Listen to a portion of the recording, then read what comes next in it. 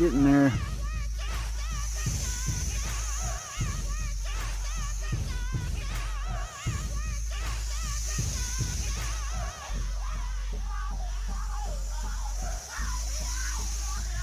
Awesome, fucking love it.